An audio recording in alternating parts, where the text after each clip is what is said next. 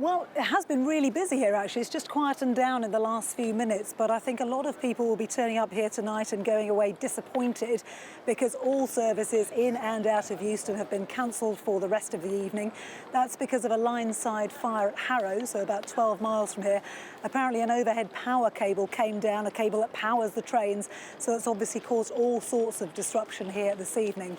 Just a stone's throw away from us here at King's Cross, similar disruption there. They had services running on a go-slow all day, so many cancellations, so many services running much slower than normal, and also they're really concerned, obviously, about tracks buckling under the heat. Everyone in England and Wales, of course, being advised not to travel today unless absolutely necessary. Struggling for water here myself, actually, and they've just come out of here saying, a lot of the passengers, there's no water, there's not very much information.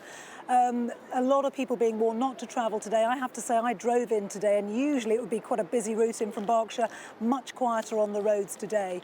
A lot of people are heeding the warning, I think, to stay out of major UK towns and cities. We spoke to a few travellers coming into Waterloo this morning by train who said they felt they were some of the lucky few. It doesn't seem as disruptive, I think, as people are led to believe. Maybe some areas are worse than others, but I came in yesterday, it was a little slow on the way home, maybe 5 minutes slower than normal, but it was okay. We kind of stopped for like 10 minutes, but apart from that, it was fine. And yesterday morning was fine, and yesterday coming home was fine. Really hot, but actually not too bad. Like once you're on the train, the air conditioning really helped out. But I was expecting some bottles of water to be handed out, but there were none. So, Sharon, there are plenty of countries in Europe which have temperatures like this, and many people, particularly our viewers, are asking why is it that they can handle this heat, their train and infrastructure can handle it, but we can't? Oh, it's absolutely incredible, isn't it? I mean, if you could feel a wall of heat out of here today, I don't know if you've been out of the studio today, but I did a 20-minute walk up here, and literally I'm pouring with sweat, which is a lovely image to leave you with, I know.